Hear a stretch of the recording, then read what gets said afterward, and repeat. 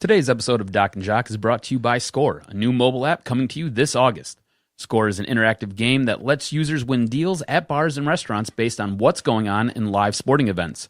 Find new places to watch games and save money on your bill at the same time by taking advantage of Score's unique interactive specials that give you additional stakes in the action. A Score special can be anything a location wants it to be, from 10% off an item if a team scores a touchdown to a free round of drinks if a quarterback throws for 400 yards. Any stat can be turned into a game. Pick the deals you want to win, watch the games you want to watch, and score deals in real time. The app will update when your team or players record relevant stats. When the conditions of your deals are met, the coupons are sent to your device to show your server or bartender. It's that easy. Score is coming to the App Store or Google Play this August. For more information, check them out on the web at score-app.io and follow them on Twitter and Instagram at ScoreDeals. Score, watch games, score deals. Is there a sports podcast in Detroit that people are talking about? Hey, everybody, this is Freddie Cohen of ESPN Radio. When I'm not talking about breaking news or breaking news on ESPN Radio, I'm always a fan and listen to the Detroit Sports Podcast, and so should you.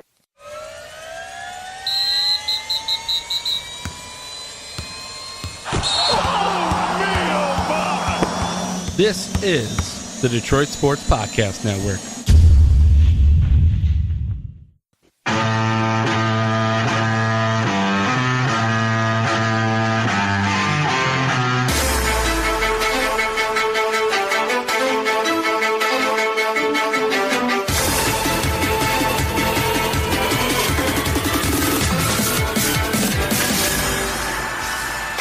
Listen, Adam, I haven't been cleared to perform this podcast, but you know what? I'm going to put that aside. The throat doctor said, look, you've been talking quite a bit, working 50, 60 hours a week, doing 4 podcasts. I have not been medically cleared to come on here and record for the next 2 hours. But you know what? I don't care. For the fine citizens of Detroit, I am here to record DocNJock with you, my cousin. I'm not filing no grievances with anybody. I'm here to perform a duty, and I'm not backing out. No grievances will be filed with you or anybody else. I'm here. You're here. Let's rock another podcast, sir. You sound a little bit hoarse. You all right over there? What's going on? Listen, I don't care. Flu? I don't need anybody to clear me to perform any task. I'm here, motivated. You know it. 208 straight weeks. You know I'm dedicated to podcasting, letting it rip, talking Detroit sports. Unlike others who we will talk about, I got some strong opinions regarding DeAndre Levy and that whole situation. And unfortunately, it's something that we have to talk about, the tough side,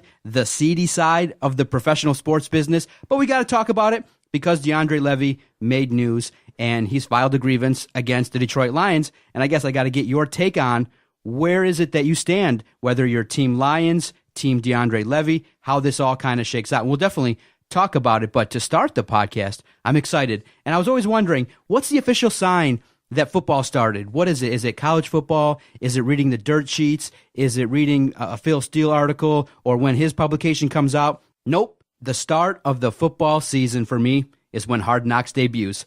First week in August, I sat back. I'm like, all right, it's Tuesday. I'm going to sit back and watch and see because I'm not really invested in the Tampa Bay Buccaneers. I sat back on Tuesday after the Tigers lost, and I was like, yes. And I sat back and watched it, and it was really, some people said it was really boring, but I really liked it. And for me, the start of the football season, my juices are pumped watching Hard Knocks HBO. I think football season starts when you're getting the league ready for fantasy football. At least for me it is. I'm the commissioner of our family league, so I've got some additional responsibilities. I've got to send emails out. I got to contact people. I got to try to schedule when we're going to have our draft. We have a keeper league, so I've got to sit there and go through the rosters and let everybody know who's eligible to be kept and who's not eligible, and I got to send all that information out. So I think for me, it's putting together the fantasy football preseason before we have our draft and before everything gets underway. And it's really starting to kind of look at some mock drafts and player positioning on who you should take and where you should possibly take them and who would be worthy of being a keeper in our league. No doubt about it. I can't wait. I'm excited for fantasy football as well. Real quickly, I just want to recap a couple of the highlights from Hard Knocks. So I'm watching it. They're kind of going through the background, talking about the coach here and there. All of a sudden, a player shows up who they highlight and feature. And I'm like, wait a minute. That's Riley Bulla, undrafted free agent from Michigan State. And he makes an impression on the coach because of the fact he says, the coach stands up in front of everybody and says, a football team is not only made up of the talented individuals, but also of the unsung heroes. And he points to Riley Bulla because right away he's coming in, calling out plays. He's a vocal leader. And the coach is like, dude, this guy knows the position. And he seems to be a fan favorite already. And they gave him a little individual profile. And so with any football team, one of the team bonding activities they do is they have the rookies go up there and sing. And he brings the house down with what he does. And listen to what he does. A white NFL linebacker. Look what he drops to his teammates in front of everybody at rookie night. Yo, what's up, guys? I'm Riley Bulla. All right, here we go. Baby girl, you're so damn fine, no. I'm trying to know if I can hit it from behind, no. I'm sipping on you like some fine wine, no. And when it's over, I press rewind, no. 17 shots, no 38.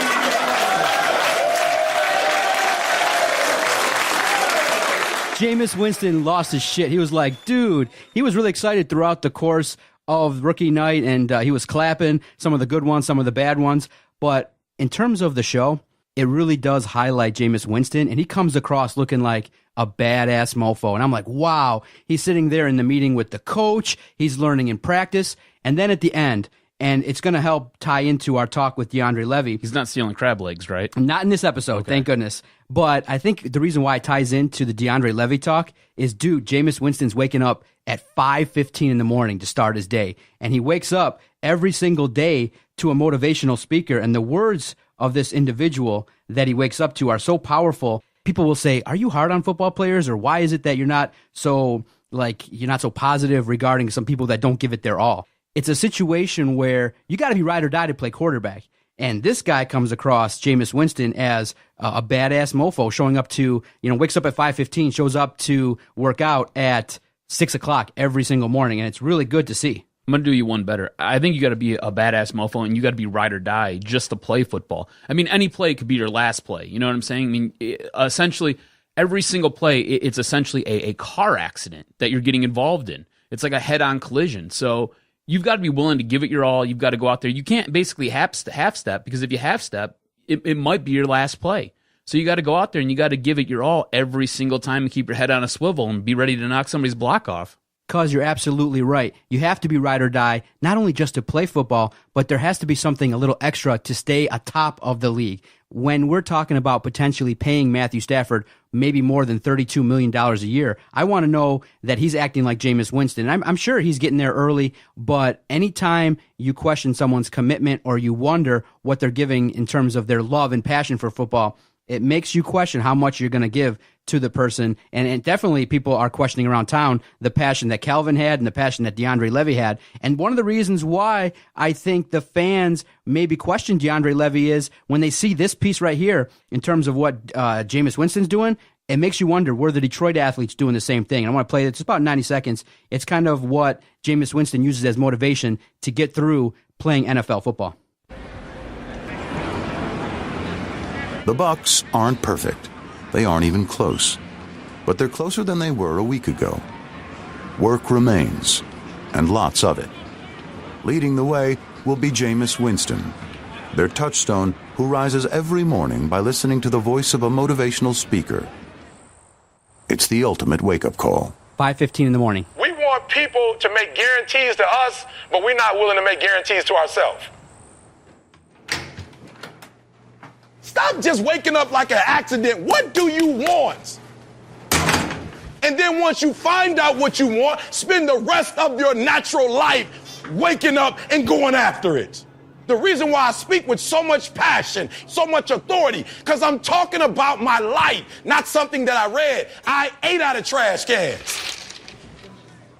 I had no business eating out of trash cans. I lived in abandoned buildings. I had no business living in abandoned buildings. There is no excuse for not living up to your fullest potential. No excuse.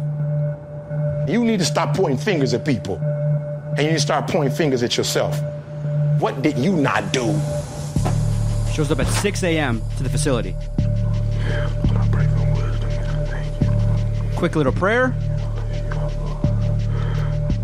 I'm going to grind. I'm going to fight. I'm going to work.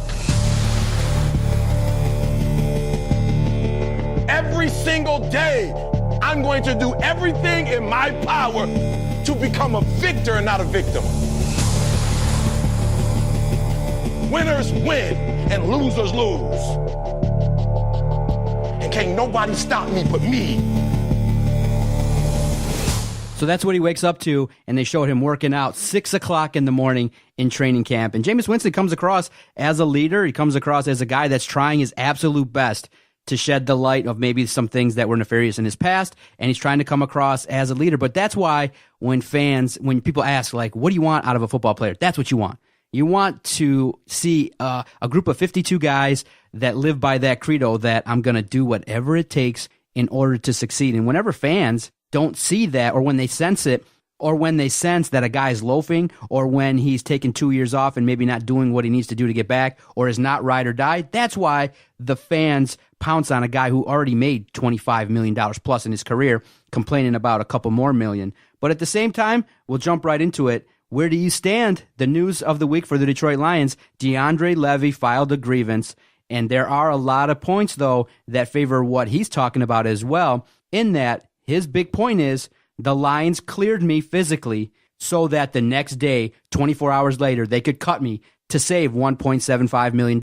And in that case, if that's proven to be true, you got some issues, and you could see a little bit why DeAndre Levy might be a little unhappy. This is the same guy who sat there and came back and played in 4 games last season, 4 regular season games last season, right? This whole thing just strikes me as him looking for a payoff. It is really where it's kind of coming across to me, all right? Because if his knee was that bad and he was not in the ability to sit there and take the field, why did he sit there and play in 4 games? Why did he come back? And Jim Caldwell was the kind of coach to sit there and not put his players' health on the line or put their health at risk. So he gets cleared to play, and he chooses to play. On top of it, this is the same guy.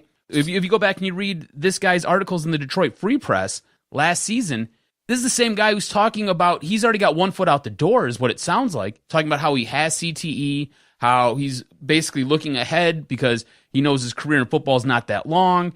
This all sounds like he's just looking for a quick payout because he can't play this season. See, I disagree a little bit in that football players have the mentality like, look, I got to get back on the field. I got to kind of do this. And he's putting it on the organization to keep him off of the field if it's not warranted, if he's not 100% healthy. He's saying, look, how did you clear me when I couldn't get into the linebacker stance? How I'm still to this day having a hard time basically going up and down the stairs. And so if we're to believe what you're saying, then you're kind of saying that DeAndre Levy's lying and is not telling the truth regarding the nature of his health. And I say, to my point, I think that we definitely have to wait and see what's going to happen with this investigation, but this does kind of go to the seedy side of football. I could see the Lions doing it in terms of maybe clearing a guy who's not 100% and maybe doing it in a way so that you could save the money because it's a cap league. So, and when you ask me, well, did I think DeAndre Levy was 100% committed?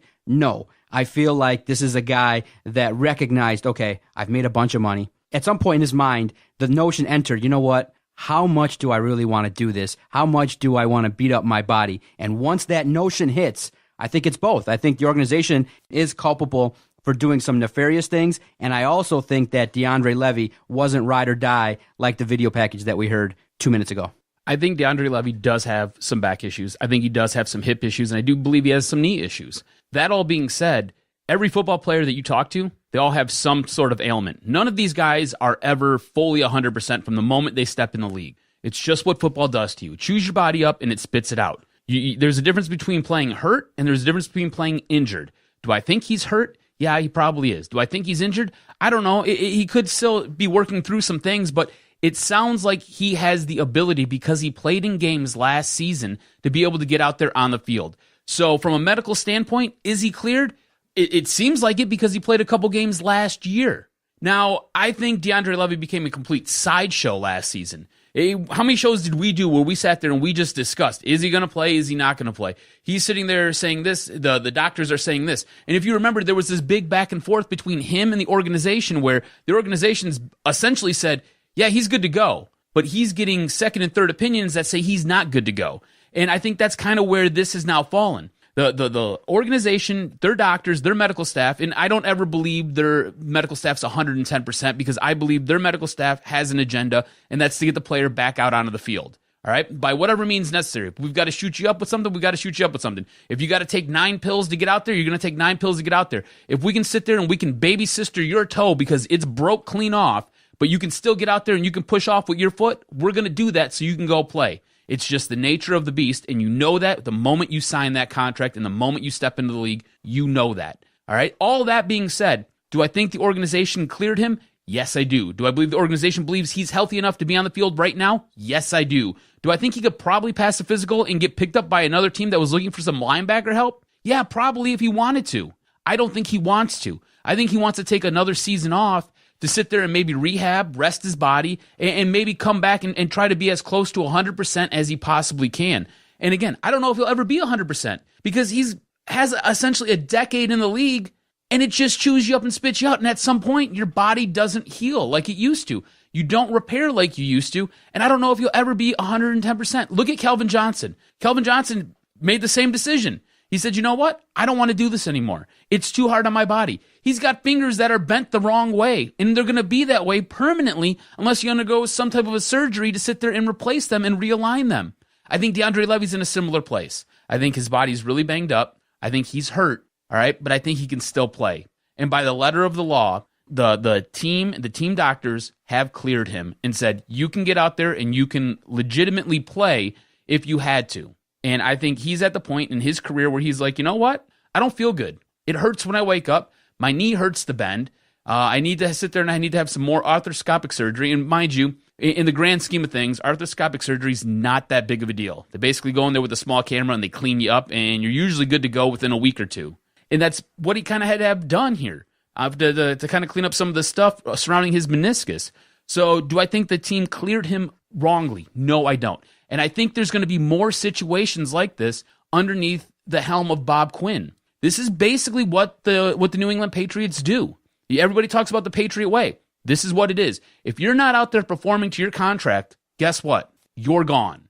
DeAndre Levy, for almost 2 seasons, did not perform to his contract. So you know what? He's gone. You know, same thing with Calvin Johnson. Calvin Johnson wanted to quit. Everybody's sitting there yelling at the Lions because they wanted some money back off of his bonus. You're not performing to your end of the deal. You signed that deal. You know what you're supposed to do. If you want that bonus, you sit there and you play. You don't want to play, give us our money back. And I think you're going to see a lot more of this going forward, especially with Bob Quinn's tutelage and Bob Quinn's rule as the Lions general manager. So it sounds like what you're saying is you're on Team Lions and you feel like DeAndre Levy is just trying to squeeze out $1.75 million. Now, to give a little bit of a backstory, had he not been cleared, he now collects that money. With the Lions cutting him, not only do they save the $1.75 million, they save the rest of his contract, which he was owed around $5 million. So you can kind of see a little bit that the Lions could do this now in combination with asking for Calvin Johnson to give back some of his signing bonus.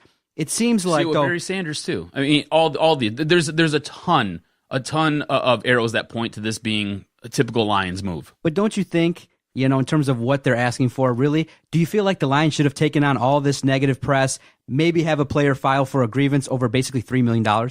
I feel like they should have just paid it off and made it go away, or try to figure out a way not to have this happen, because now this is going to be investigated. This is not just a player making an allegation like, look, I just want a couple $1 million. No, he's saying that the Lions falsified a medical procedure, which could put the Lions team doctors in some serious, trouble if it's proven that, look, 5 other doctors said this guy's got a bum knee. And when he left, you remember one of the Instagram posts that we saw, it's him in a boot. And he's like, I was on the field. Why was that happening? And so to your point, when you say, well, why is he on the field? Because he knows that if he doesn't go on the field, if your boss says go on the field and you're like, no, I can't, that's going to get your ass cut almost instantly. But that's what happened basically throughout the season. That's why he missed 12 games. His mistake was, if he felt in his head, and he's coming out saying that the Lions said it was a psychological issue, that they didn't believe that he was hurt, that it was all in his head. He's saying that I basically don't have any cartilage left, that it's bone on bone and it hurts. And the Lions are like, look, it's not going to get that much progressively worse if you play, so get out there. And if it was up to him, but his mistake was if he felt like he couldn't go 100% and contribute, and that he was really hurt, he should never have gone onto that football field because it's not worth it. You're risking your future. You're risking a lot of things to go out on that football field, especially when you've already made a boatload of money. You didn't need to put yourself in that jeopardy. But I kind of have a feeling when this shakes out, if he's got a bunch of proof saying that he's really hurt and that there's no way he should have passed a physical, the Lions are going to have to answer, because even though you say other teams do it, it's the Patriot way, it doesn't make it right. It's now shedding light on the seedy side of football, one that I kind of don't want to know. For me personally, I'm a guy that when people say, do you care about the health of the athletes? Yes, obviously. I don't want to see a man in his 60s crippled and things like that. But when you sign up to play football, you're putting your life in danger. And so that's why I'm not as forgiving regarding CTE and all of that, because when you sign up to bang your body against another man back and forth for the better part of 10 years, I kind of would assume that you know something is not going to be right with you. But in terms of the league lying to the players, obviously that's never a good thing. You want to have full disclosure. But when you sign up to play football, you're putting your life in danger. And so I've liked having some talks about how can the NFL sustain itself. And one of the things that people said was maybe you guarantee the contracts so that the guys can retire earlier. And I should start looking at simply the soccer model. Most soccer players start getting broomed aside from the big leagues in Europe at 29. So football should be played from like 18 to 29. Try to get your ass out, save your money, and I think more players will have better lives. But for DeAndre Levy in his situation, I feel like he wants to make it right, and he doesn't want to just be another athlete just being used by the NFL. Because of the fact, and what we saw in his writing, he was somebody that was saying, there are some injustices, there are some things going on that I don't like. There are some things, and he's willing to stand up there, and for that, I give him some credit for the fact that he's like, look, I may have been the example. I may have been a guy that was used by the Lions and then spit out, but I don't want this to continue. If this is what's going on, I'm going to change it. And for that, I give him credit. The things I don't give him credit for was I do believe that he's not the guy that's like Jameis Winston, and he wasn't a guy that was 100% committed to coming back and doing the things that he needed to do to help the Lions. And so I think that's why you can have it both ways, is that I think he's going to stand up for other NFL athletes, and at the same time, for himself personally, I don't think he wants to play football anymore. I don't think he wants to play football anymore either. And I think he lost the one good leg to stand on that he has by the articles that he wrote. If you go back and you reread those and you read those in the tenor that he wrote them in, it sounded like he was already checking out. On top of that, he sat there and he took the field 4 times during the regular season on top of playing in the playoff game. At that point, you're saying, I'm healthy enough, or I believe I can go out there and make a difference. And if you're this beat up and you're this hurt, you shouldn't be on that field. Honestly, if you're that injured, you're now putting your team at a disadvantage because you're just the body out there. And they have got other healthy bodies, guys who can sit there and probably make more of an impact than you can in your, I'm assuming you're playing at 50, 60%. And when head coach Jim Caldwell was asked about it, he said, look, I just want to talk about the players that are on my team right now. Let's just realize that players file grievances all the time. DeAndre had every right to do it, and let's just focus on what we have right now. And that's what we'll do. Lots of talk, and I was shocked, and I told you when we had dinner, 27,000 people went down to Ford Field to check out, the boards, the ambiance, what's new. I think the Lions have done a great job with PR regarding, saying, look, Ford Field's a nice house, come to it. The Wi-Fi is improved. But did you get a chance to see some of the pictures of some of the complaints that people had? Somebody circled because they put on the big board 2 large pops and a tub of popcorn, $24. Holy cow. People were like, get the F out of here for that. And people then started to have that debate. If the Lions are going to make all these moves, could they stop price gouging us at the concession stands? And then people were just like, you know what? They responded like I would respond, which is, dude, just eat before the game. Get buzzed before the game. Don't go down to Ford Field expecting to eat. They're going to gouge you. And the prices, man, they kind of slipped that in there. More concession stands, a lot more premium prices, a lot more premium foods. They're not talking about like what the Atlanta Falcons are doing in terms of giving you $2 hot dogs and $2 pops. No. They're talking about big time food that's going to cost you anywhere between $50 and $70 if you're going to try to feed 4 people. That's just the food. Jeez. No, the price. No, if you're smart, eat beforehand. Get your fill of booze and liquor and fun before you go. Just give them the price of the ticket. That's it, because they're got $24, man. I always thought it was best to sit there, tailgate before the game. You get a snoot full before you go in, and then you sit there and you've got 3 quarters to basically sober up, because if it's the Lions and they're playing like the Lions usually play, you're checking out in the fourth quarter anyways, right? Exactly. The price of a ticket and 1 beer, and that's it. Otherwise, you're looking at least $150, $200 for just the afternoon. Get the hell out of here with that, man. Save your money. Yeah, way too expensive. You're not getting the proper value. No way, no how. But let's segue into something positive. I do like, and one of the things that I was talking to the fellas about and everyone else that I talk to sports about is like, look, everything that we're talking about in terms of prospects is just like wait and see. Yeah, we got to watch them struggle. Yeah, we got to kind of just sit here and watch them kind of go through the learning curve. And I'm like, I can understand that. That's the company line. Everybody knows that. It takes time to become a professional athlete. It's nice once in a while to have the outlier. It's not, I mean, people like get all mad and say, why are you saying Candelario is going to be a Hall of Famer?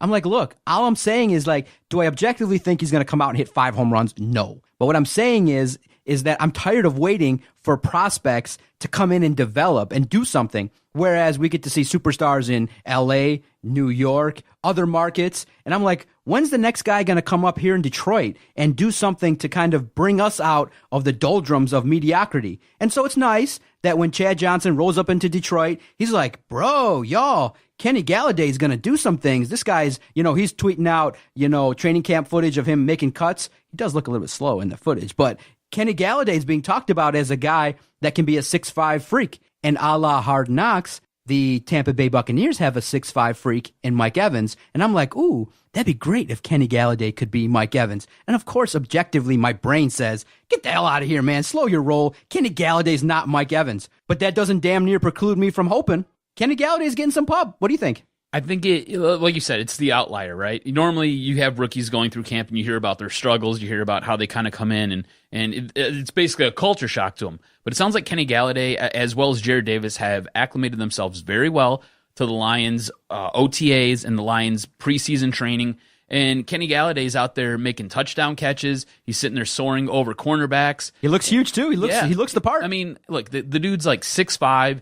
He's like 220 pounds. He's a big cat. And if he can come in and he can give you some productivity as your third wide receiver, and he can sit there and maybe blossom into something that can sit there and move the ball down the field, get you large chunk plays, and score you touchdowns. If this guy can score you 7 touchdowns this year as a rookie, you're going to take that all day. That's outstanding. And if Jarrad Davis can sit there and can cover guys and sure up that linebacking core, you're going to take that all day. And it sounds like that's what these guys are on track to do. Now, look, it's really early. This is preseason. I mean, you're going up against guys who are basically either the scrubs, the Lions, right? Who are either coming in off their couch or they're rookies themselves. And this is kind of what you're going through here. But it sounds really nice right now that these guys are transitioning well into the pros from their ranks as college players. And I like it. I think it bodes well. Again, this goes back to Bob Quinn. If Bob Quinn can hit on this draft as well as he hit on last season's draft, it bodes very well for this team going forward, and it bodes well for their future. And I think there's a lot of pluses here. I think Kenny Golladay is going to be a player who's going to be very productive this year. I think he's going to score a couple touchdowns. I think he's going to help this team win a couple games here and there. Let me put it like this, okay? And this is a way that how you can understand where I'm coming at with him, all right, and why I feel so strongly about him. Kenny Golladay is a guy who, if we're having a fantasy draft, I wouldn't mind taking him as one of my late round pickups because I think there's some potential there. I think he has the ability to sit there and you can plug him in as your flex or you can plug him in as your number 2 receiver if you've got guys on bye weeks, and he's not going to hurt you. He's going to score you some points, and he might be able to sit there and help you win a fantasy game. That's how high I am on him. You know what I'm saying? Does that make any sense? Am I kind of correlating that to you? I think he's going to be very productive this year, especially coming in as a rookie. I think he takes a big step if everything goes well this season. Possibly next year he takes a big step. Maybe he becomes your number 2. Maybe he becomes your number 1. See, a perfect example, and who I'm going to start comparing him to is Anquan Boldin. Signs with the Buffalo Bills. You had an opportunity to re-sign him and have him contribute like he did last year. I just kind of want similar productivity that Anquan Boldin had. And so I do think Golladay is going to come in and earn the number 3 wide receiver spot. I just hope that throughout the course of the season, and we get a chance to see the light at the end of the tunnel, that this guy is going to work. He's going to stay healthy, stay on the field, and be another option for Matthew Stafford, because the last performance, the Lions didn't score an offensive touchdown in a playoff game. So if Kenny Golladay can, when the lights are the brightest, come in and do some things. Yeah, I understand the notion of, hey, we got to be patient. He's not going to come in and be the rookie of the year, but why not hope it? Why not think that we have to have guys that come in and be like Jameis Winston, that are dedicated and maybe just want to buck the trend and not be just some other rookie who just averages, 500 yards a season and 4 touchdowns. Maybe he comes out and is hungry and is like, look, no, I don't want to be like every other player. I want to be a guy that gets 10 touchdowns. I want to beat out Golden Tate. I want to be the best and help this team win a ring. And I think that with the combination of Kenny Golladay, Jared Davis, all you're hearing out of Lions camp and what the players are saying is the culture is completely changed. And I say to myself, okay, yeah, the culture's changed more and more. Jim Caldwell got the Lions to the postseason 2 of the past 3 seasons. So there is a trend upward, but this is the season. 2017 is the season where many people are kind of looking at you now with the injury as a 7-9 win team. Can the depth overcome some challenges that you have? Some national media have them going 8-8. Some people have the Lions falling off. So for me, I just want a guy to hit. And it's not bad to ask for it, too, because if just a fan is asking for it, why can't Kenny Golladay grab the bull by the horn and say, look, let's go. Let's go do this right now. Let's not wait. And so that's why I'm excited to see Golladay, Jared Davis, how Stafford and the offense gel, how Jared Davis leads the defense and things like that. But I'm excited. It's good to talk about some players that maybe are going to buck the trend for the Lions, and I'm excited. Somebody who should probably grab the bull by the horns, struggling a little bit right now early in camp, Teez Tabor, the second-round pick that the Lions selected this season in the NFL draft. Now, he was beat a couple times by the guy we were just talking about, Kenny Golladay. It sounds like he has struggled in press coverage, and it sounds like he has struggled to sit there and keep pace with some of the receivers going downfield. Did you catch the headline in the paper, though, that kind of caught my eye and was like, oh, boy, here we go. There was a headline, Lions are trying to work to do whatever they can to keep Teez Tabor's confidence level high. Oh, boy. And I'm like... I didn't see that one. That's not good. Because of the fact he's getting torched, and all the press so far has been negative. Here's the thing, though. How concerned are you, first off? Are you concerned by this? And it sounds like, looking at the early depth chart that was released on Wednesday, it sounds like it looks like he's probably your 4th cornerback. So he's a little bit down, where I guess we would probably want him. You'd like to see him as maybe your number 2, maybe your number 3, but he's 4. So does that bother you? Are you concerned about that? They've done such a good job, the Lions media, beat writers, everybody in the national media says, look, what's the hardest position to come into the league and play well right away? That's corner. And I'm like, okay, they've done a good job kind of, spreading that notion so that my expectations aren't that high. What concerns me way more, obviously I knew he was going to struggle because wide receivers have speed. Wide receivers know their cuts. They know kind of what to expect. Defenders nowadays have it really tough because they gotta master how much contact to have, how much press coverage to use. You gotta recognize the offense and recognize some of the defensive signals quicker. So what's more concerning to me, and the reason why we all freaked out when he was drafted, is the fact that his numbers are slow. Mm-hmm. The fact of the matter is that Bob Quinn came out and sold us that, look, his numbers at the combine were definitely awful, like 6th, 7th round 40 times, but at the same time, he's got football IQ, and on the field, when the lights are on and it's time to go, this guy's going to perform. So for me, that's where I'm looking. Obviously, in camp, you got to make your mistakes. You got to learn. So I'm going to be fascinated and invested to watch what does he do versus Indianapolis in the preseason? What does he do versus other level competition to where he's at? And I'll be definitely watching Teez Tabor, no doubt about it. But what's concerning to me anytime we talk about a secondary player is if he's slow. If he's slow, dude, every wide receiver that's worth a damn can run. And you see Deshaun Jackson, Tampa Bay, dude's got speed, blowing by people. You see guys on the lines blowing by people. These wide receivers aren't slow. They're crafty. And so if they can pick apart a weakness of Teez Tabor, if he's a half a step slow, your NFL career is over. You're absolutely right. The thing is, he's a cornerback. And like you said, cornerback is probably one of the hardest positions to come into the NFL and make an immediate impact. If you remember, Darius Slay struggled his first year and a half. Benched. Like you said, he got benched. And look, looking at some of their splits, because Darius Slay has become one of the better cornerbacks in the league. Yeah, what you're saying makes a lot of sense. A lot of his stats are slow compared to Darius Slay. And there is some cause for concern. I mean, he is 6 foot and he is 199 pounds. Maybe he needs to shed some of that weight. I'm not 100% sure what could help him. But, I mean, he ran a 4.6 240. That's not real good. You know what I'm saying? And his vertical jump's not as high as Darius Slay's. Darius Slay was almost 36 inches. Teez Tabor's coming in at 31. So there is some cause for some concern here. I'm not going to panic, though. I think you need to sit there and you need to kind of slow your roll a little bit. Again, remember that cornerbacks take a little bit of time to kind of work themselves into the league. Darius Slay struggled. Most cornerbacks, when they come into the league, they struggle.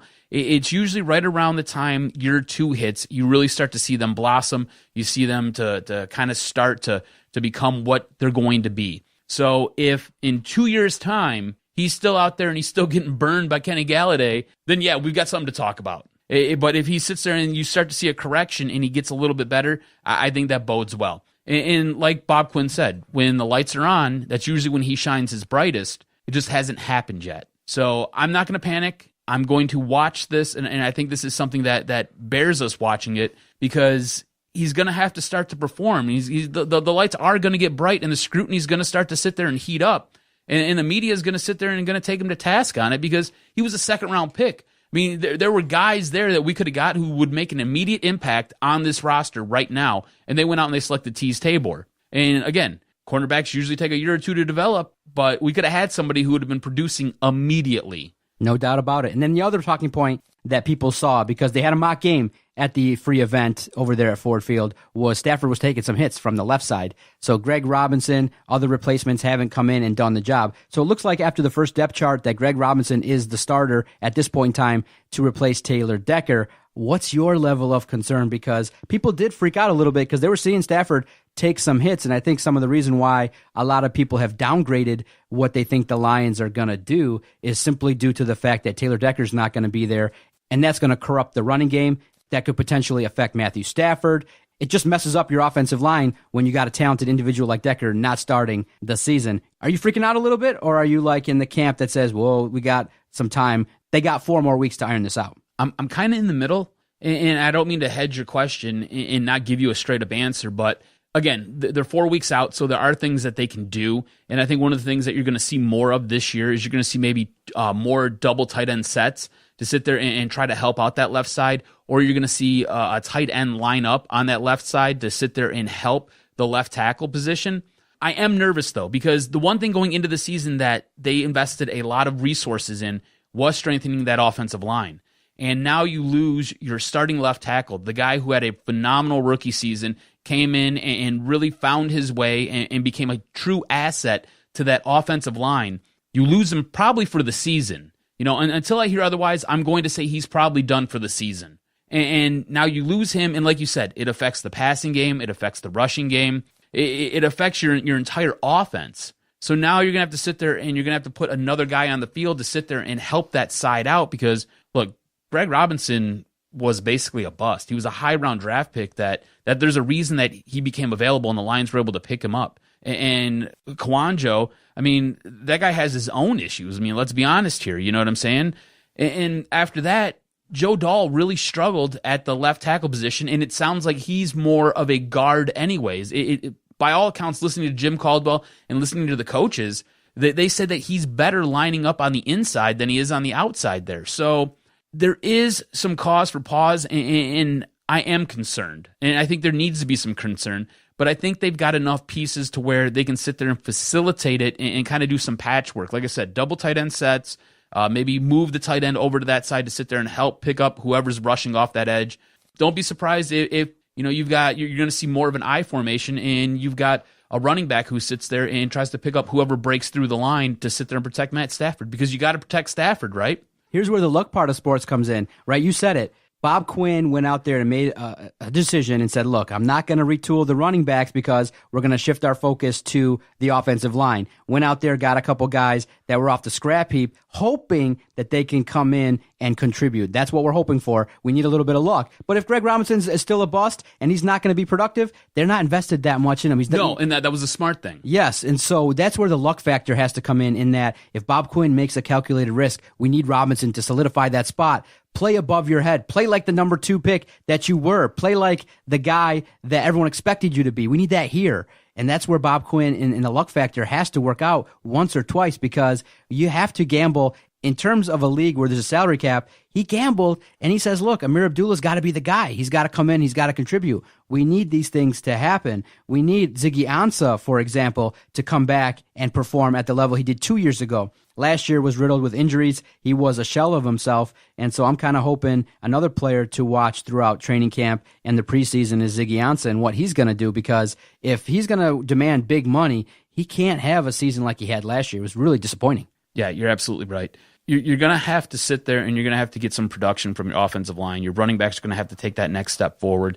By all accounts, what it sounds like, Amir Abdullah is healthy. He sounds like he's the healthiest he's been since he's been in Detroit. And it sounds like he is going to make an impact. And by all accounts, most analysts out there sit there and they say that he's the one guy. He's basically the linchpin for this offense really taking off and exploding. So if he can control the fumbles, hold on to the ball, and if he can stay healthy, he might be the difference where you don't even sit there and you don't even realize that left side might be an issue. And that's kind of what you got to hope for if you're the Lions. And look, there is some questions there, especially on the left side, and you're going to have to sit there and you're going to have to work. You're going to have to retool it a little bit. And I think you can do some sub packages to sit there and prevent Matt Stafford from getting beat up. Now, if I'm Matt Stafford, I'm probably looking at possibly getting a deal done much sooner, because Matt Stafford gets hit. Matt Stafford goes down, breaks another collarbone, has an injury to his shoulder again. Matt Stafford's sidelined. The Lions season's done. I don't believe Jake Rudock can come in and get this team to the playoffs or help this team win more than 4 games. So that's number one. Number two, if he gets hurt, what does that do to his stock? You know what I'm saying? That whole conversation about Matt Stafford basically being a China doll comes right back into play. You know what I'm saying? I mean, he spent his first 2 seasons on the injury reserve list because he was banged up. He had that one great play on Mic'd Up where he sat there and he led that drive with a separated shoulder against the Cleveland Browns. But I mean, look, he's been banged up before. So if I'm Matt Stafford, I think that makes me put a little bit more impetus on focusing on possibly trying to get a deal done before the season gets underway, when guys are really trying to take your head off. Between you and yourself, what do you think about Amir Abdullah? Are you a fan of him? Do you think that Bob Quinn made the right gamble with this dude? No. Really? No. Did you go back to when he drafted Amir Abdullah? I lost my mind. I wanted David Johnson. I wanted them to come back and take David Johnson. And you see what he became. See, that's He's the luck factor. Stud. The luck factor is absolute stud. Bob Quinn rolling the dice, and we need it to hit. See, we need him to hit. Greg Robinson, Kenny Golladay. We need some of these guys to hit. And in years past, they haven't. But I'm kind of hoping, look, I'm going to try this year. Like I said, I got him going 10-6. It does kind of give me pause that Decker's out, but I'm still rolling with 10-6 because if Stafford can take that next step, if the offense can play well, if that defense, again, can do some things and force some turnovers, if the guys that they've pegged to be the leaders on this team can step it up, this is a league that's made for runs. So I'm going with 10-6. I'm going to try my best to be positive, but the best word with the Lions, and that's what everyone should always be, is cautiously optimistic. If they lose that first game to Arizona, all gloves are off, man. We're punching. But, we have to have some hope that Bob Quinn's like, look, he made a calculated risk. He's seen Abdullah. I really, right now, am really high on Bob Quinn. I mean, if he's gangster enough to try to force a guy out to save a couple $1 million, he's gangster enough to try to put the best team out there. And if he thinks Amir Abdullah is the guy, I can't wait to see it. But the bigger storyline obviously involves, Matthew Stafford and this whole contract situation. But we've talked about it. No matter what, I do feel Stafford's going to be the quarterback of the future. And we can always have the debate whether we think he's worth the money or not. But we have to watch him too. He's got to be a significant piece that stays healthy. And so, quick question. I had kind of posted and kind of was curious, if Stafford gets hurt, thumbs up, thumbs down, Colin Kaepernick, you make the call. Oh, I'd make the call. I don't understand why he doesn't have a job already. I actually wanted to talk about this. I was going to maybe put this off for next week, but I don't understand why he doesn't have a job right now. How many You make the call. Do you think he'd fit into this system looking at what the Lions got? Because I say, you know what? I know many fans told us that they'd rather have Jake Rudock, or they would slightly prefer going to Tony Romo than Colin Kaepernick because he's similar to Stafford. But I feel like, Romo can't stay healthy. That's what everyone else... That dude's back's more blown up than my dad's. That's what the naysayers said. But I feel like a running quarterback with a line that has some issues could be a guy that could come in here and do some things. So it's interesting to think about. The poll was, I think, 57% to 43% in favor of Tony Romo, if Stafford got hurt. But I feel like... Who's taking these polls? Why? Why are you taking these polls? No, what's wrong with you people? No, I made the poll. No, I know. I know you made it, but I don't understand why pro Tony Romo. I don't get it. Dude can throw, pocket passer, got experience, took Dallas to the playoffs. But he's got a bum back,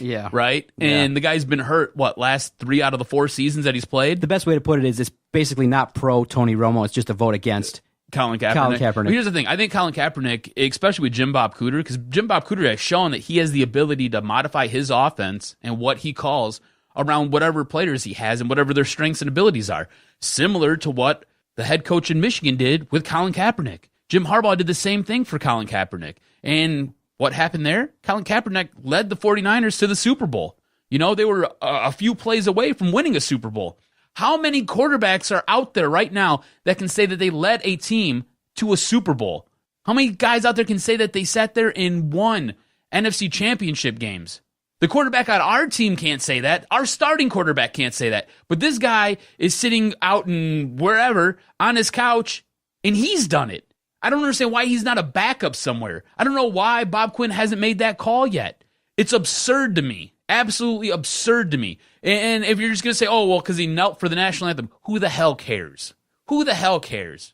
Give the man a chance, says Adam. This is the thing, right? This is what sports are.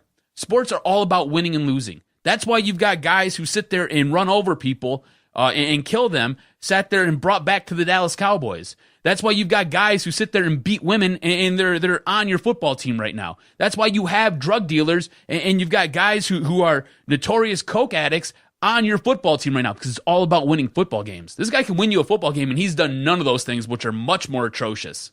Much more atrocious. I don't care where you stand on it. I don't care what you do and what you say. He never hurt anybody. He never did anything. He made a political statement because he didn't like the way African Americans were being treated in this country. And there's nothing wrong with that. Freedom of speech. Me and you've got it. That's why we got mics in front of our face. Absolutely nothing wrong with that. Let him make a statement. Who the hell cares? Who the hell cares? Gotcha. Now, before we take our first break, some pundits nationally are starting to make their predictions. Colin Cowherd has him 8-8. He's kind of downgraded because of the injury, and he's not high on head coach Jim Caldwell. I see Chris Sims of the Bleacher Report. He has the Lions as his 11th ranked team heading into the preseason. What do you think so far about the early thoughts? Some really negative, some kind of right in the middle. Chris Sims, 11th. So far for me, I feel like the national media and the media has been pretty fair. There's a lot of question marks, like always, with the Lions. Some things have to go well. Justin Rose, friend of the podcast, he always says that, any team can be within 5 or 6 plays away from being, 10-6 or 6-10. So I feel like everyone's kind of cautiously optimistic that if the Lions, which is good at this point in time, if the Lions perform, and that's the word used in quote, if things shake out, if they can stay healthy, if head coach Jim Caldwell can improve 5%, 10% on his in-game management on Sundays, then we can at least have a little bit of hope that the Lions can perform and get some wins. And that's a lot better than we could ask at least 4 years ago, where if you would ask me what the Lions record was, I'd start with 5-11 every year. Now, at least if has been introduced to the equation, that if some things work out, we maybe even get to the playoffs again. I think cautiously optimistic is the word of the day for your Lions team. Should be the mantra. It should. Until they get a playoff win. Here's the thing. They've got some nice pieces, and you're starting to see what Bob Quinn is doing. You're starting to see what Bob Quinn is building here, and I like it, and I think it's good, and I think it can last. I think he is laying a foundation like we've not seen here in Detroit before. The thing is, I think they have a really tough schedule this year. I think they have a very difficult schedule, and I think that might be the downfall of this team. I think this team respects Jim Caldwell, no matter what you and I think about Jim Caldwell, and no matter what decisions he makes on the field. It seems like Jim Caldwell just kind of rolls the dice, and more times than not, it works out in his favor, and we're both sitting there scratching our heads like, how did that even happen? Like, that's not supposed to happen. How did he, like, somehow he buffs the trend, you know what I'm saying? I think this team, looking at it right now, I think they're probably going to be 8-8. I think they'll be competing for a playoff spot, and I wouldn't be surprised if it comes down to that very last game against Green Bay, and Green Bay beats us in Detroit. You know what I'm saying? But I like what this team is doing. I think that the loss of Taylor Decker is going to hamper this offense a little bit. I think they're going to have to sit there and kind of retool some things and kind of rework some of their offensive packages to sit there and compensate for that. That being said, I think this defense is in a much better spot than it was a year ago. I think Ziggy Ansah is going to have a better season than he had last year. I think Kerry Hyder is going to perform well as well. I like A'Shawn Robinson. I like what he's doing. I think that defensive line looks much stronger, and I like the additions to the linebacking core. I think that makes this team much, much better. Can't wait, bro. Sunday, first preseason action. Get a chance to see Stafford in a couple series, see what these scrubs can do that are on the backup. 1:30. Isn't that a weird start time? 1:30, is that the time? 1:30, yeah. You got to peek into it, man. I can't wait. I can't wait either. I love football, dude. All right, let's take our first time out. Come back. We got to talk about the Detroit Tigers. Did we get a chance to see the debut of Jeimer Candelario, and what was he able to do? And obviously, we got to recap that awful series versus the Pittsburgh Pirates. Stay with us. You're listening to DocNJock on the Detroit Sports Podcast Network. I want to tell you about our host site, Podomatic.com. When Adam and I first started this project, we were looking for a place to host all of our recorded audio, and thank goodness we found Podomatic. We've recorded well over 600 to 700 podcasts, and we've only used one host site. And you ask why? Why do you use Podomatic? Well, one, it's quick, very easy. One of the first things that I looked up was how to easily post a podcast.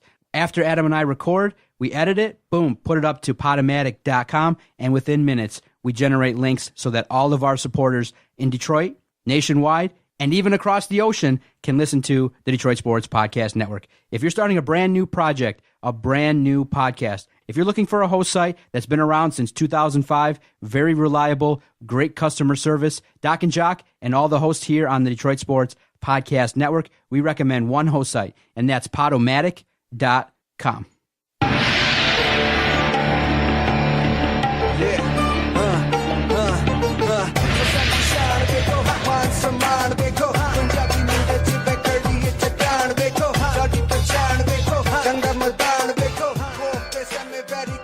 So while you're doing your ad spot there for Podomatic, I was reminded of some things. We sat there. We had a birthday party this past weekend, and my mom was there, and she was sitting there telling us about how she listened to our most recent episode, and she was basically congratulating us, telling us how much better we sound now than we did early on. And when you're doing the ad spot there, I was just reminded of those, like the first 5 episodes we ever did. And thank God Podomatic didn't boot us, because those first 5 were, you could see we're just kind of trying to find ourselves and kind of develop our own legs and find our own voice here, because it was pretty brutal, dude. It was absolutely atrocious. My dad listened to it, and I love the guy because he tells you exactly how it is. He'll call a spade all day, every day. He looked at me, he was like, "This is what you want to do for a career?" And I said, "Yeah, Dad." And I was real excited. And he was like, "Well, you better figure something else out, because you suck and you sound horrible." No! That's right, Dan. He told me that right to my face, and I wasn't crushed, but I was pretty much, it was like a gut punch, you know? Well, if people want to go back, we have a complete archive of our podcast stemming back from 2014 early on. You know, you can go to YouTube, search Detroit Sports Podcast, and every single podcast, I think from episode 29 on of this podcast and every other one that's debuted, we archive it. And it's not just for us to go back and, recap everything. We also learn from it and say, wow, back at episode 29, we sounded timid. I listened back to a couple of the early one-on-ones that I did, and I sounded like I was damn near scared to talk to somebody. Now I'm more than comfortable, extend an invite to anybody, have, Tommy Hitman Hearns in the office, have anybody here and ask them whatever I want. And I really feel like, yeah, no doubt about it. It's been fun to do it, and that's why we keep doing it. We're crazy enough to do it, and we have so far the great support. And I was just looking at everything. I'm like, wow, we got sponsors that really support us. We got, people really respond to the Twitter, the engagement, when some things happen that are unfortunate. People do support your efforts and your wife's efforts to support mental health. You've done a great job raising damn near close to $6,000 already. Vito's doing a charity softball game for Make-A-Wish, and people have donated to him. So it's nice at the same time to realize, okay, people are invested, and when they do listen, they go, okay, you guys aren't half bad. You you don't suck as much as you used to. That's right. that right there is probably the best part. You don't suck as much as you used to. You don't suck as much as you used to. That's basically what my mom said. Exactly. And it's not so bad to realize, wow, what we've done with the podcast. Very awesome stuff. Well, many people were poised to be very pissed off with the Detroit Tigers. But fortunately, Nick Castellanos continues to bumble and fumble, whatever he's trying to call his defense, playing third base. Second game of the series versus the Pirates, dude was looking horrible, and he bumbled an easy play, and that was probably enough for Brad Ausmus to say, okay, sit your ass on the bench. Finally, a repercussion for somebody not doing something. So Candelario gets in there, and he comes in, and his first at-bat does something, and he gets on base, and he helps the Tigers to a 3-run inning. Unfortunately, they still lost the game because of the fact their pitching was atrocious, but it was nice to see. And his second at-bat was nothing special, ground out to second base. But at the same time, it was nice to see him. It was nice to see what he could present. And it's one of those things where I wish in the situation where you did decide to call him up, I wish he just wasn't considered a fill-in player, because I would have liked to see him. Hey, at the very notion, look, the perfect storm was there. Miggy has been atrocious. If you don't want to replace Nick Castellanos and his bat because he is providing you some offensive punch, you live with that atrocious defense, throw Candelario at first base. Give Miguel Cabrera 2 more days and give him that magical 3 days off, Sunday, Monday, Tuesday, and see what Candelario can do. Play the man. And I understand the whole patience thing. That's why we've been talking about it, harping on it damn near all week long. But you brought him up. See what you got. You got nothing else to lose. Play the man, and let's see. Let's start the evaluation. Let's see how he handles, some unexpected things where he didn't expect to come up. Unfortunately, Jose Iglesias had to take time off due to bereavement, and Candelario got called up. But boom, within 2 days, right back down to the minors where he's going to continue to hopefully do some things. See, I would have done it a little bit different. I like where your mindset was with giving Miggy a couple days off because it's obvious that he's dealing with some injuries, and he's just not the same player he was last year. I would have liked to sat there and tried Nick Castellanos at first base, give Candelario third base, and let Nick see how he feels and how he does at first base, because I believe in the future that's going to be his spot. He's a little bit of a liability in the field, and you put him at first base, he's going to sit there, be able to hit for you. He's shown that he can play a corner infield position, so why not just try him at first, see what he can do. At some point, Miguel Cabrera is going to be your designated hitter, and it seems like Candelario might be your third baseman of the future. I thought him coming up, again, same thing with you. I would have liked to have seen him play a little bit more. I was a little bit upset that he only got to play a couple innings the other night. It seemed like there's a future there. It's not one of those things where you can be down on it. The guy came up, he went 1 for 2. He had a nice single. Looks like he can play third base just fine. So thumbs up on it right now.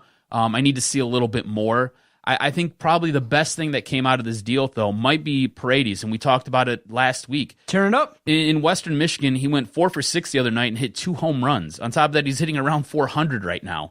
I mean, at some point, he's going to get moved up. He's going to be fast-tracked, and it's going to be interesting to see what position he's going to play going forward. If you got Candelario and then you got Paredes as either your shortstop or your second baseman, I mean, that side, that part of the infield is going to have range. Do you know what I'm saying? If you can put Castellanos at first base, I'm okay with that. If you were to sit there and you were to tell me going from third base to first base, it looked like Candelario, Iglesias, and Paredes as your second baseman, and then you've got Castellanos, I think I'm okay with that. I think that's a defensively sound infield. I don't know how much hitting you're going to get out of it. Paredes is tearing it up right now in Western Michigan as an 18-year-old. That's great. It shows that he can play at that level. It's going to be interesting to see how he develops and how he matures. But Candelario, you can sit there and the writing for him was he can hit with some minimal power. He can drive the ball out of the ballpark. It's just not at the rate of, say, Castellanos or, say, Miguel Cabrera. So it's going to be interesting to see how these players develop and how they proceed to continue to make plays and get on the field. In the week that was, last week, they won 4 games in a row. Then they go to Pittsburgh and they crap the bed and they don't play good. They lose the last 2 games to Baltimore. 3 runs. 3 runs in Pittsburgh. It was terrible. What the heck's going on? You lose the last 2 games to the Baltimore Orioles. You put in your crap pitchers, Anibal Sanchez, Drew Verhagen. You can't compete with those guys. I know many people maybe wanted to believe that super nice guy Anibal Sanchez was back, but dude, when you throw 94 miles an hour and it doesn't have that much movement. He just, unfortunately, for whatever reason, when you look at his stats versus Baltimore, he just is atrocious there. And unfortunately, it came back to haunt the Tigers. But now you're on a 4-game losing streak, which negates the success that you had early last week. But at the same time, for me, I've fully shifted over to the notion of I'm just going to evaluate players. That's all you can do. That's all you can do. I had hope a little bit. Okay, maybe they're going to take this us against the world mentality. Maybe the starting pitchers are going to come around. Maybe the emergence of Shane Green as a closer is going to help boost some momentum for this team. But then I realized, Brad Ausmus is the manager still, and he makes decisions that I'm not super fond of. I just think that when we have to look at the Detroit Tigers, we just got to talk about exactly Candelario, look at the minors, look at how Castellanos is going to handle some pressure. How is Miggy looking? Who's on the trade block? The storylines we got to peek at don't involve any contention for the playoffs. The season's done, and that's my notion on it. And I'm really excited that the talk is getting shifted towards improving the ball club. Who's going to be on the team? Who's going to be let go? Which players are going to be contributing? Which players in the minors are going to start shifting? How are the arms looking? Because that's obviously is the strength of the minors. And it's nice to see because finally, I think people have kind of accepted the fact the window shut and the rebuild is beginning. And now we're talking about, hey, are we confident in how the rebuild is going to go? And for me, so far, it seems like early on, Al Avila, maybe with an open checkbook, is not that great, but maybe with eyeing prospects, if he's going to stay on the job, maybe he can rework himself. He can reinvent himself as a guy that can pick prospects that maybe when they come up can do some things. So it's nice to see.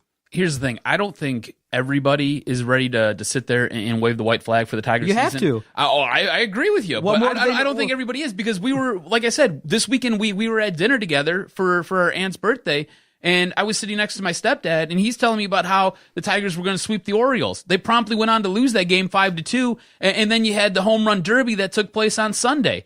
On top of all of that, he's like, you watch, they're going to compete for a wild card. And I was like, are you smoking crack? Like, what are you talking about? And next thing you know, they dropped 4 games. So maybe he is a curse, but I've already been waving my white flag, dude. Like you said, it's evaluating talent right now. That's all you can do. Evaluate players and try to set this ball club up for what can help them out in the future. And something that might be able to help them out in the future is possibly moving Justin Verlander to the Houston Astros. There's been more talk on that.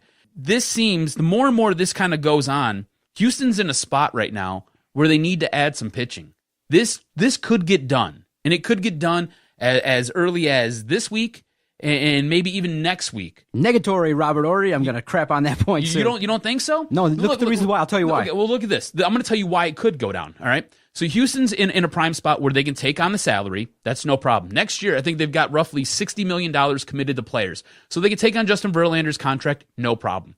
On top of that, they've got enough prospects in their minor league system that have not been committed to their 40-man roster yet. So they've got prospects that they can wheel and deal, and that's what the Tigers want, right? They want prospects. They want top 100 prospects. I think Houston's got like 4 top 100 prospects that the Tigers could look at. So you sit there, you package some of those guys together, we'll send you Justin Verlander.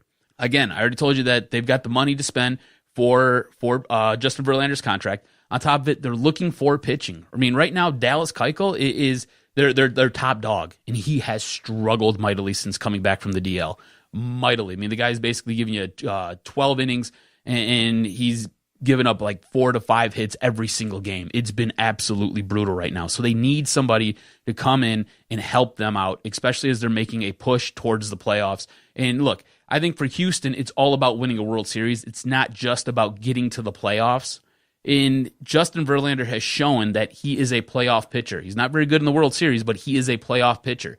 This guy can get you to the promised land. I don't know if he can win you a game while you're in the promised land, but he would be a nice addition to that starting rotation for Houston. See, the reason why there's a big challenge is the whole notion of the rules regarding the post-trade deadline waiver rules and things like that. So there's some players that you would want potentially that are on the 40-man roster that are better prospects. And so the whole notion is, I guess it goes like, if you wanted a player that is on the 40-man roster, they have to clear waivers, and nobody would allow that because then they get picked up. Right. So you can pick on you can choose players that are outside of the 40-man roster. They've got like 4 top 100 guys still that haven't even made the 40-man roster. But I feel like from what everybody's looking at and from what everybody's talking about, I feel like what's going to happen is the best package. Yes, a package could be put together now, but the best package, including players maybe that's on a roster right now for Houston, is wait till the wintertime, wait till the offseason, and really see what happens in terms of Houston and how they do in the postseason. Yeah, but that doesn't help Houston now.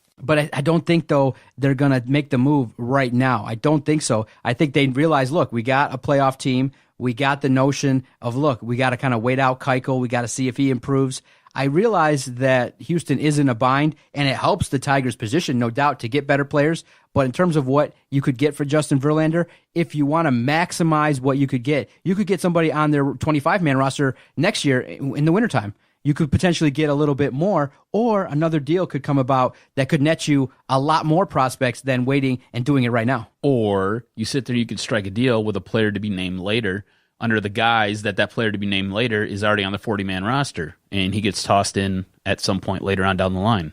If that's one way you could potentially do it, if you ask me, is the deal going to get done? I say no. I say if a deal is going to be done, it'll be done in the wintertime. I don't see them putting together a package. I feel like the talk is there. They've made overtures, but at the same time, if you don't make the move at the deadline, and I know that people are really upset in Houston because they didn't pull the trigger, and Keuchel came out and added fuel to the fire, I don't think the move is going to be made. I just think that up until this point, when Al Avila has spoken, I've taken him at his word because he hasn't really gone opposite of what he said. And he said, look, deals of that magnitude typically don't happen after the trade deadline.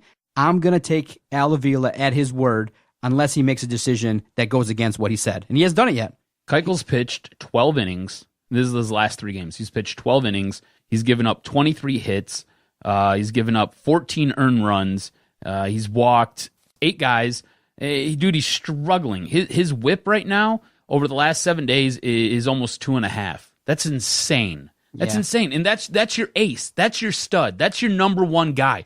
They need pitching help more than just about anybody right now. The thing is, they've got such a massive lead in the American League West that they can sit there and they can stand to buy some time to sit there and try to figure out what it is that they want to do. What they need to do is they need to go out there and they need to add a pitcher. And Justin Verlander's been freaking lights out as of late. The guy's been playing amazing baseball. He's been pitching out of his mind.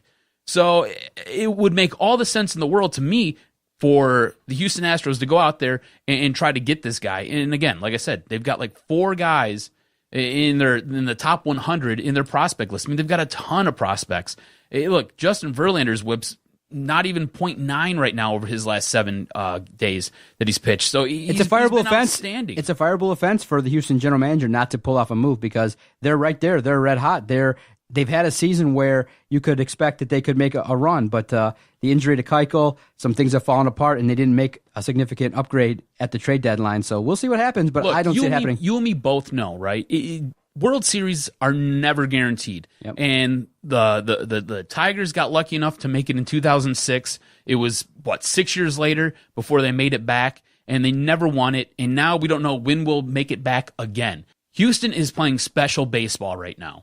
It would be, if I'm the owner of Houston, it would be, like you said, a fireable offense for you to not go out and not get some starting pitching to help this ball club along because you need it. You've done a great job mounting basically a huge lead in the American League West, but now you need to do something to put the final nail in the coffin and go win this damn thing. And when was the last time Houston was even relevant? When? I mean, Nolan Ryan was probably pitching there. That's the last time I can remember Houston ever being relevant. You know what I'm saying?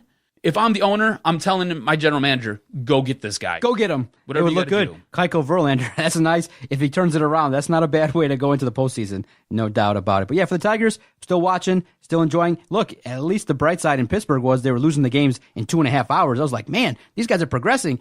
I said to myself, wow, the Tigers would look good playing in the National League. You know, you get faster outs with the pitcher batting. You would have some more advanced managerial moves. I was like, oh, okay, some rivalries could develop with the Reds, with the Cubs, some natural things. It seems like a shakeup would be in order, at least at this point in time, with everyone being bored out of their mind, looking at what's going on with the Tigers' struggle. So I enjoyed the series versus the Pirates, and now we'll see if coming home they can do some things versus Pittsburgh and the rest of the way. So it's this season for, the early part of the podcast when people would say it's a long season, the Tigers played good. And so I never felt the malaise.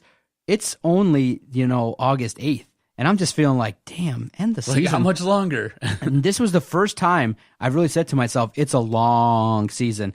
Before, we would be talking about, how they were looking against the top teams, how could they position themselves to play well in the postseason, exploring other storylines. But this is really a tough grind. But I'm still invested, still watching. It's just a lot harder, and I'm ready to start looking at the rebuilding of this team, no doubt about it. Do you like NL baseball or AL baseball better? Just watching how the Tigers have played Pittsburgh, I'm liking National League Baseball. It really requires, if people are in the camp of the manager doesn't do nothing, it's definitely reflected in the American League. In the interleague games, Brad Ausmus has had to make double switches. He's had to use his brain a little bit better. He's had to figure out how to, position himself and position the Tigers to try and compete. So I kind of like it. That's what I said.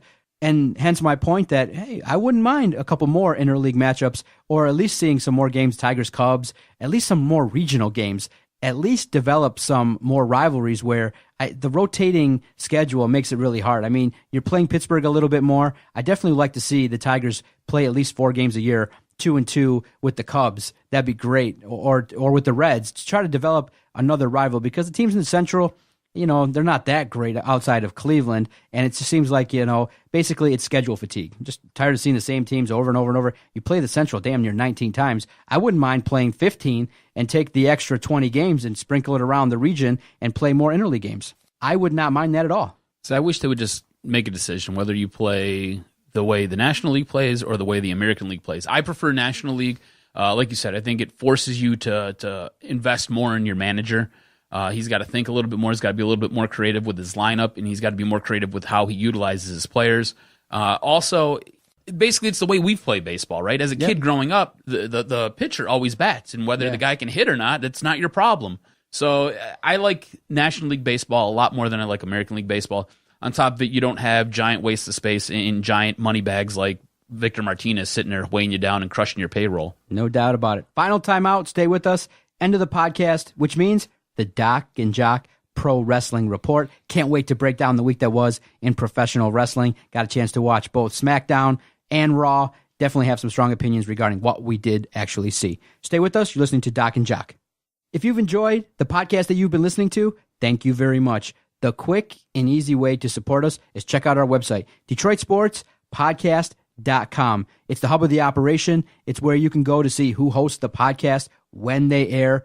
It's the free and easy way to help support the project. You can go to Amazon, click through the banner link to take care of all your online shopping needs. You can buy tickets to any sporting event in town. WWE Hell in a Cell drops October 8th at the Little Caesars Arena. You can go definitely buy tickets at DetroitSportsPodcast.com. We thank everybody that's been subscribing, listening, rating our podcast. We definitely read all the tweets that come to us at Detroit Podcast. Thank you so much. And to support us, free and easy, visit our website, DetroitSportsPodcast.com.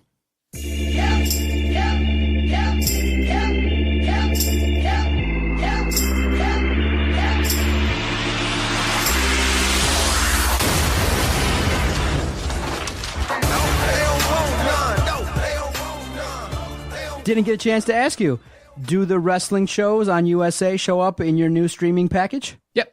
All good. You can see them live. Those. Yep. USA is part of the package. Yes, sir. That was one of the things that we made sure of because I got to watch wrestling, right? We got to be able to discuss this stuff. So, yeah, I do get USA Network, and I get to watch all the wrestling. The one thing that I do like about it and the one thing I don't like about it, I like that Sling sits there and automatically sets to record generally the length of the show.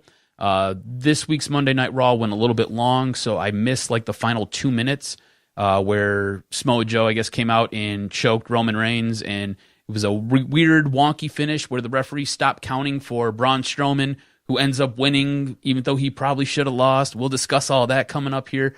But it cut it off a little bit, so I had to go back and catch some of the highlights and what I missed for the final 2 minutes of it. I don't know why I did that. I got to investigate. Being that you like Impact, you like New Japan Pro Wrestling. Love New Japan. You like Ring of Honor. Are the channels that those programs are featured in Sling? Access TV is, but locally, was it Channel 20? The Channel 20 is what Ring of Honor usually airs on at like 3 in the morning on Saturday, Sunday morning.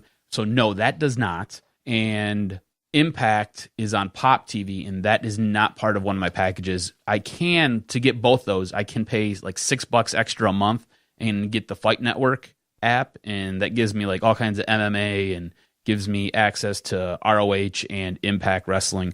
I'm just kind of a cheapskate, and I don't feel like paying that. Not when I can go on YouTube and get highlights and watch stuff that way.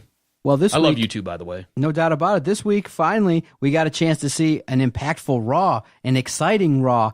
And I was telling you Monday and in the pre-show meeting, the crowd really does participate and really impacts how a show comes off.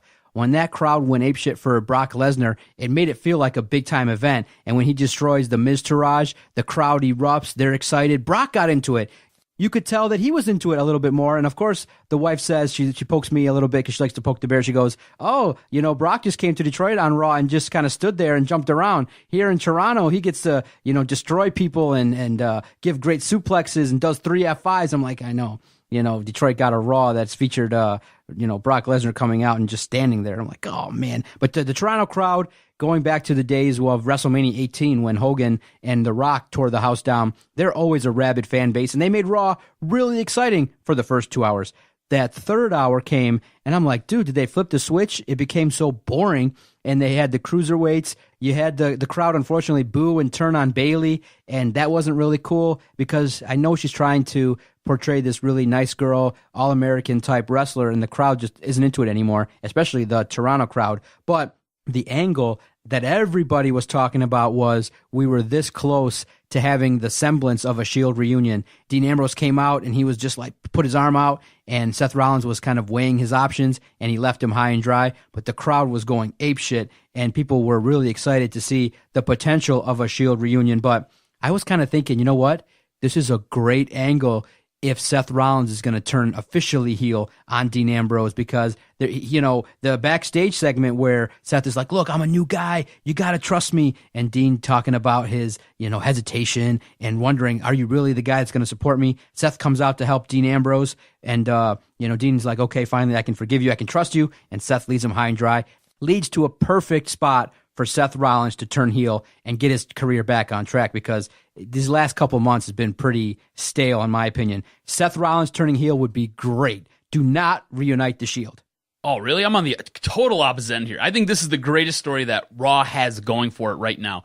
Look, if you can get 2/3 of the Shield to reunite, and I think they're going to reunite, I think they're going to end up winning the tag team championships off of Cesaro and Sheamus at SummerSlam, and that's what this is all kind of building towards, I think.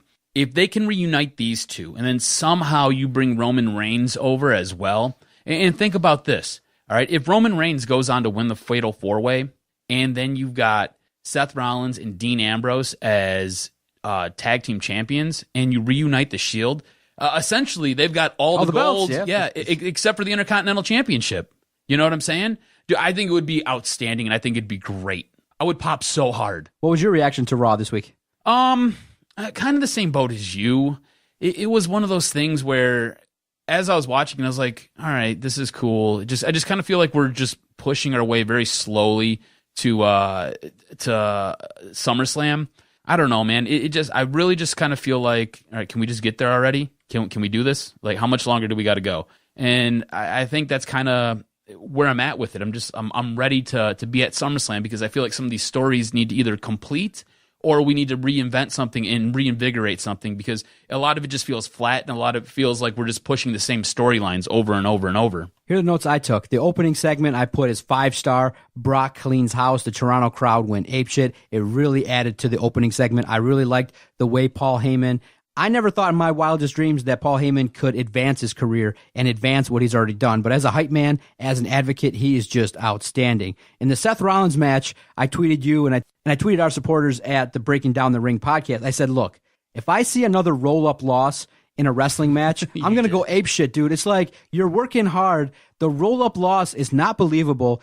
To have Seth Rollins lose via roll-up, it really kills his character in any character in a wrestling match. When they did it with AJ Styles, when they do it in any match, I just don't like to see the roll up. The roll up should be banned as a move, because if you can put a guy down just by rolling up and stepping and putting pressure on his leg, it's a ridiculous notion. It really, I think, is probably one of the moves that kills the believability of wrestling. And it's just one of those moves where I would, like I said, if I was a general manager, I would ban the move, and anybody that wrestled and lost via roll up would automatically go to NXT.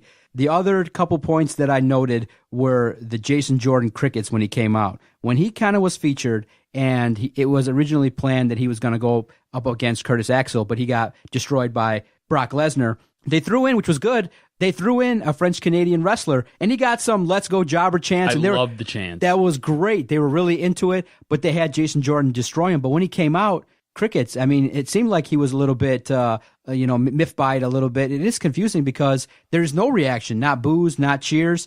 It seems to me that they're pushing Jason Jordan for a potential heel turn to make him like a monster and things like that. But right now, as it stands, it seems like a huge flop to bring this guy. And I was telling you, it seems like he's the Rock from the Nation of Domination days, and you got to change it up real quick. Otherwise, you're going to have a wrestler that nobody is invested in. And then the last thing I noted for Raw was I thought wrestling was fake. And so I'm going to need you to explain to me and I think my wife tried to, and we tried to recreate it. How the hell did the Big Show punch Cass? Because it looked real to me. It looked like when they put it in slow motion, like he clobbered him in the face, and they kept showing it. And I'm like, this is supposed to be fake. It looks really real. It's a great job. So my wife was like, dude, you can't figure this out. It's all in the delivery. He's not really like swinging really hard. But the slow motion makes it look like the Big Show clobbered him right in the face. And I was like, damn. So my note was, Big Show's punch on Cass. Wow, slow motion replays are awesome. I love the notes. Yeah, I was excited because I was like, dude, Raw is good. I want to invest in this episode because I might not see another good one for a while. Here's the thing. If Big Show ever punched you in the face, you die, right? Yes. Like your whole head just concaves around his fist. So like, how did he pull that off? He just doesn't put his whole weight into him. And he just kind of like, I'm just going to put my fist here and you run into it. He swing, but the slow motion angle really made it excellent. You know what? This is the one thing you can say about WWE, and this is the one thing WWE does better than Impact, does better than ROH, does better than New Japan. The storytelling and the way they hype up their moves? Their storytelling is shit. But what they do is their production is outstanding, right? So from the way they film it, to the cameras that they use, to everything else that goes into making it a giant spectacle, they do a great job with all of that. And that right there, that was great camera work by whoever that cameraman was. Yeah, it was awesome. I was like, yeah, it's good to see. I'm kind of would like to see maybe, Enzo and the Big Show and just do the same routine. Just instead of Big Cat, this is the Big Show, and he's 7 feet tall. Let him be part of it. Let him have a run until maybe the Royal Rumble. And maybe you then, you know what? If you're going to have the 7-footers destroy Enzo, have Big Show then turn on Enzo and destroy him and have him jump off and start his retirement tour with the destruction of Enzo. But the greatest sign, did you see? I don't know if you saw, if you got a chance to really focus in on, somebody had a sign and said, Enzo is not a jobber. Oh, really? It was a great sign. There were some great signs, and the Toronto crowd was really awesome. So the 2 hours of Raw were really good. I felt like SmackDown took a turn for the worst this week, and I felt like SmackDown was overall a crappy show because you set up storylines for SummerSlam that nobody really was invested in and came off as rushed, a la Cena versus Corbin, because, Corbin comes out and announces that he wants to fight John Cena. It just seemed like it was rushed, and it didn't seem as good a setup as I would ever have wanted. I felt like SmackDown was just recycling a lot of old material, and they just tried to package it a little bit different, but it was the same crap. You've got a Randy Orton Jinder Mahal match. Like, we've seen this 19 times, you know what I'm saying? I felt like the Cena Corbin, the build up to that, I thought was pretty good because Cena cut another great promo. But that was a great promo? Oh, dude, he called him he got the whole crowd to chant dumpster fire at the guy. And I can't stand Baron Corbin. On top of it, he called him a skinny fat guy because he is a skinny fat guy. Do you know what I'm saying? Like Baron Corbin and Finn Balor just got into a Twitter beef about Finn Balor having abs and Baron Corbin not, and Finn Balor shut him down hardcore. Like, go follow their Twitters and just watch this because Corbin just gets shut up. And it's like, Corbin is bad on the mic. I don't like his work in the ring. I think he's got a bad look. I don't understand why he has the Money in the Case briefcase. I don't get it. I don't understand it, man. I think he is a dumpster fire. And John Cena called him that, and the entire crowd chanted it, and I thought it was great. Yeah, that was the best moment for me on SmackDown, to be honest with you. I like to see the return of James Ellsworth. That was cool. It kind of reintroduces Carmella as a badass. Do you think giving her a clean win? I think Carmella's so hot. She's great. I think she's so hot, and I think Becky Lynch is super smoking hot. Something I like the character development of Lana. Even though she's losing matches, I think it's setting up as somebody that can handle her business and do some things. And even though she's losing early on, it'll be interesting to see where they go with that. Here's the thing. I was watching it with my wife, like always, and she asked me, she's like, is she ever going to get good? Like, is she ever going to win a match, is basically what she's asking me. And I was like, I don't know. I'm assuming that at some point she will end up surprising, because if you look at the way she's being booked and you look at the way she is wrestling everybody is mocking her as they wrestle her. So at some point she's going to surprise somebody, whether it be Charlotte, whether it be Becky, whether it even be Naomi for the title. Don't be surprised if that happens. Do you know what I'm saying? So at some point she's going to get a championship, and she's probably going to surprise somebody by doing it. And I think that's kind of the way it's going to end up working.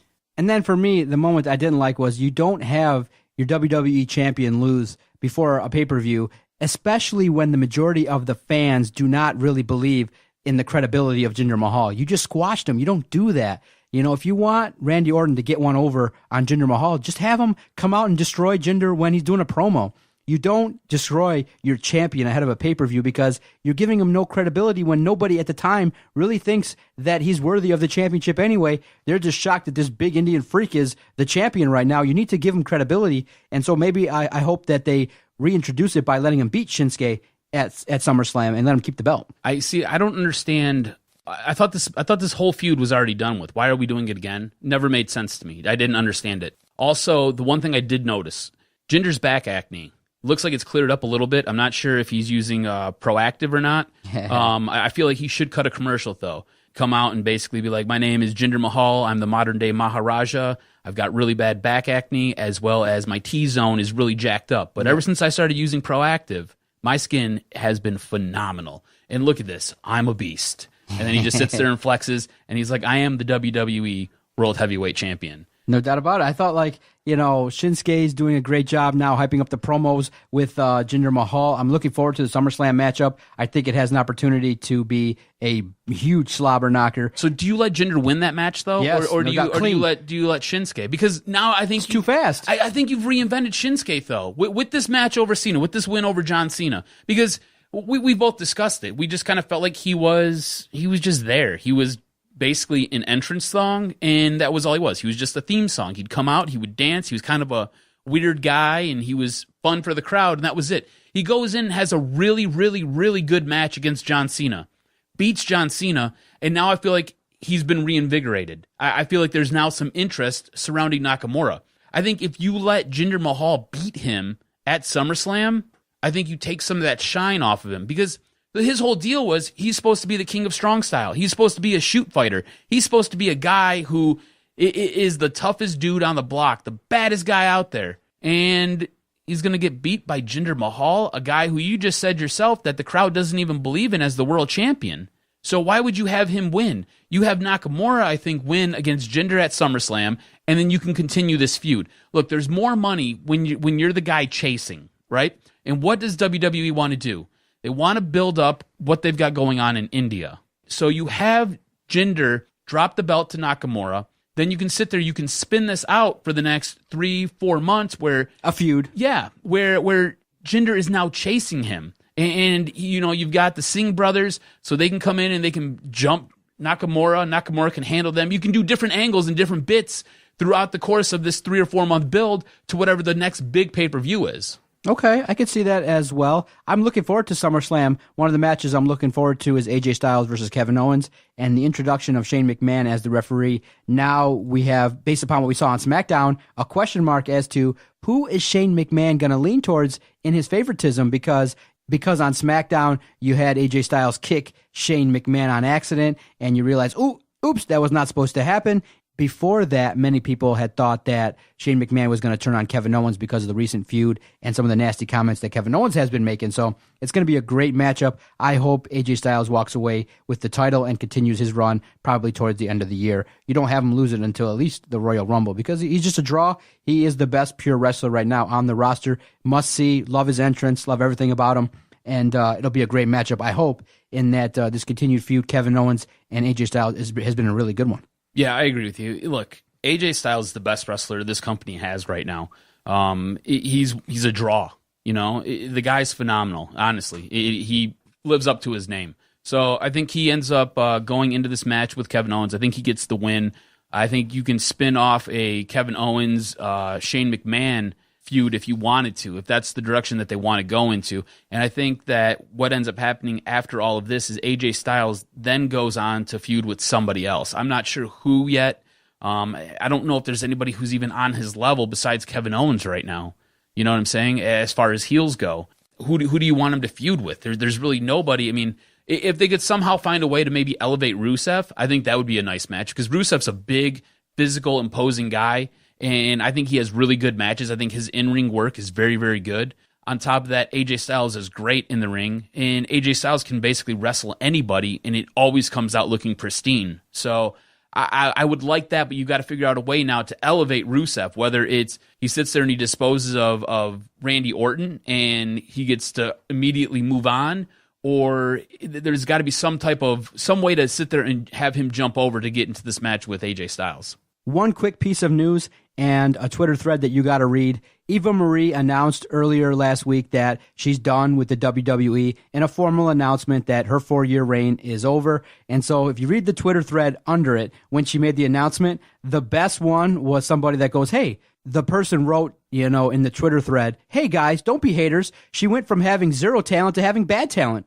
Don't hate on her. So her run comes to an end. Really, there wasn't really too many great memorable moments, wasted talent. She gave it a go. She used it for what I think the purpose was in her mind.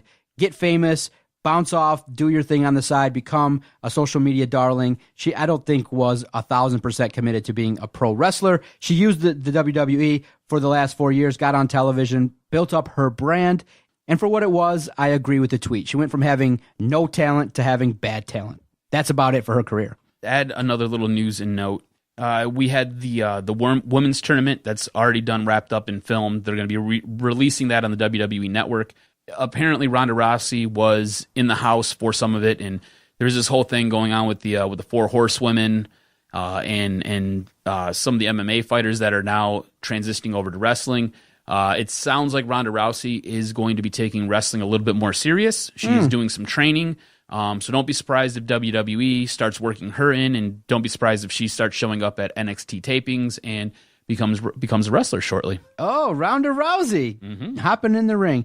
If there's anybody else in the world of celebrity athletes, anybody else that you would say, wow, let's pluck them and make them a professional wrestler? Anybody come to your mind that you'd say, hey, Miguel Cabrera, Justin Verlander, anybody at all famous that you'd say, dude, that would be a great wrestler. I'd like to see him do their thing. That's a good question. It's a real good question. They'd have to be kind of physically imposing, right? I'd like them to be able to cut a good promo, because that's half the act. For me, it would have to be Gronkowski. I think he would be a great manager. He'd be great. Honestly, physically he's imposing. The guy's great in front of a microphone. And if he could just do a few moves, yeah, do that. You know what? Gronk's probably the guy. He is probably the one dude who would be awesome to watch. Probably, pick, dude. Probably the next big heel if you had LeBron. If he was in the ring, he'd come out there, be a badass heel, maybe get with the Titus brand. He'd come out there and everyone would boo him, and he would probably be the best heel maybe of all time. You could have him and Kyrie going at it in a steel cage. Oh, at WrestleMania. All right, great stuff, sir. Always enjoy our conversation. Turn on the mics. 90 minutes just flies by. Maybe one day we'll actually launch a 3-hour podcast and just do it. I heard Drew and Mike's podcast, man. They're going 3 hours consistently, 5 days a week. I can't listen that long. Bruce Pritchard does that. Yeah. I don't get it. Joe Rogan does that too. Yeah. I don't know how they listen. I can't. Well, Joe Rogan talks about everything from smoking weed to aliens. So. Yeah. No, for me, I'm a Corolla fan. He does 90 minutes tops. Yeah. Sometimes it goes 2 hours when there's a couple different guests and things like that. But thank goodness our podcast now has come to a close. Always look forward to our conversations. Definitely it's time. Football's back, baby. Can't wait to check in next week with our review of preseason game number 1. For the Jock, Adam Strozinski, I am the Doc, John Macaroon. See everybody next week. Go Lions. This was locker room talk. Second dick. Sorry, Detroit. Didn't quite work out. And all I can say is Detroit Sports Podcast scores. I have voices in my head. They counsel me. They understand. They talk to me.